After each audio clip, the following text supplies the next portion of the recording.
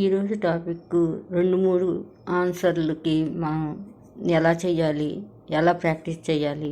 3 మార్కులు 4 మార్కులు ఉంటాయి, ఒక్కొక్కసారి 8 మార్క్స్ ఉంటాయి, ఒక్కొక్కసారి 10 మార్క్స్. ఇలా ఉన్నప్పుడు ఎక్కువ మార్కులకి పిల్లలు చాలామంది సెంటెన్స్ ఎక్కువ కనపడేటప్పుడు కంటే పేరా ఎక్కువ కనపడినా, లేకపోతే పెద్ద స్టోరీ లాగా అనిపించినా కానీ చదవటం మానేస్తారు, రాయటం మానేస్తారు.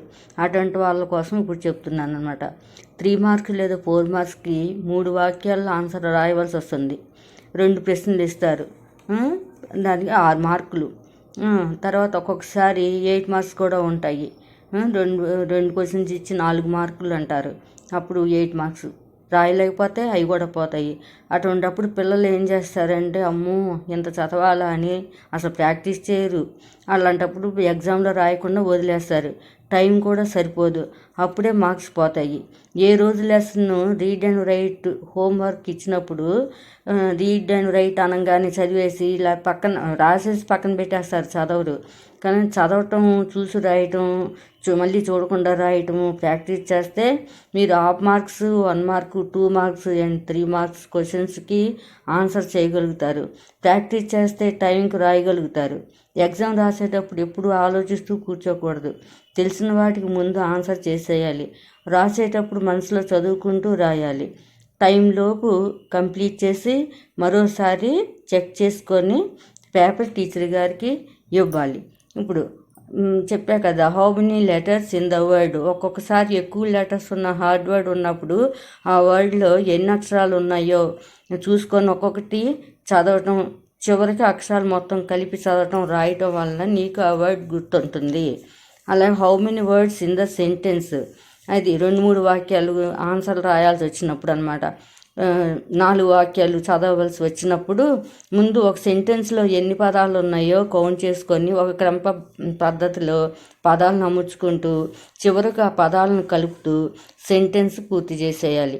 తర్వాత 2వ సెంటెన్స్కి వెళ్ళాలి, తర్వాత 3, తర్వాత 4, అంతే. ప్రతి వాక్యము చదవటం వచ్చిన తర్వాత ఏ వాక్యానికి ఆ వాక్యం ఎప్పటికప్పుడు చూసి 3 సార్లు రాసేసి పలక మీద ప్రాక్టీస్ చేయండి. తర్వాత నోట్బుక్లో చివరిగా రాసేయండి. అలా మొత్తం అన్ని సెంటెన్స్ 3-4 సెంటెన్స్ కంప్లీట్ అయిపోయిన తర్వాత మొత్తం అంతా కలిపి ఒకేసారి రాసేసుకుంటే మీరు ఈజీగా ఇక నుంచి 2, 3, 4 మార్క్స్ కూడా మీరు ఆన్సర్ చేయగలుగుతారు. సహజంగా ఎగ్జామ్స్లో పోయమ్స్ ఇస్తారు కదా రాయమని, హిందీలో వాటిలో పోయమ్స్ ఇస్తారు. అవి 2 మార్క్స్కి అలా ఇస్తారనమాట. అలా ఇచ్చినప్పుడు 2 లైన్లు మనం ప్రాక్టీస్ చేయాల్సింది పద్యము 2 లైన్లే.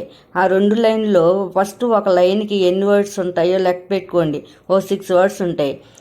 ఇంకొక లైన్లో మహా ఉంటే 8 వర్డ్స్ ఉంటాయి. అలా మొత్తం అన్నిటి ముందు ఫస్ట్ లైన్ చదివేసుకోవాలన్నమాట. చదివేసుకుంటే అప్పుడు అవన్నీ ఒక క్రమ పద్ధతిలో పెట్టుకోండి, ముందు చేయండి.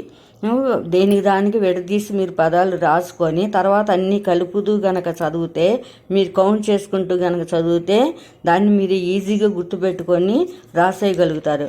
అలా 2 మార్క్స్. అప్పుడు పద్యాలు చాలామంది పద్యాలు పోయమ్స్ రాయరు, వదిలేస్తారు. అలాంటప్పుడు ఈ విధంగా కనుక ప్రాక్టీస్ చేస్తే ఫస్ట్ లైన్ కౌంటింగ్ చేస్తూ చదివి తర్వాత సెకండ్ లైన్ కౌంటింగ్ చేసుకుంటూ కనుక చదివితే ప్రాక్టీస్ చేసేస్తే మీరు అవి రాయగలుగుతారు. అప్పుడు దానికి తగ్గ మార్కులు మీకు వచ్చేస్తాయి. అలాగే 3 మార్క్స్ ప్రాక్టీస్ చేసేటప్పుడు కూడా అంతే, 4 వాక్యాలు రాయాల్సి వస్తుంది.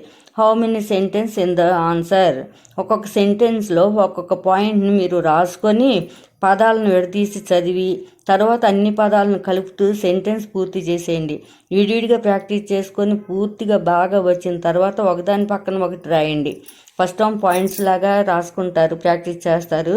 తర్వాత ఒకదాని పక్కన ఒకటి రాసేటప్పటికి ఏమవుతుందంటే ఒక పేరాలాగా కనబడుతుంది కదా, అప్పుడు సెంటెన్స్ మొత్తం అన్ని సెంటెన్స్ కలిపి రాసేస్తే 3-4 వాక్యాలు రాసేయాలి. అప్పుడు పక్కన రాసేటప్పటికి ఆన్సర్ కంప్లీట్ అయిపోద్ది.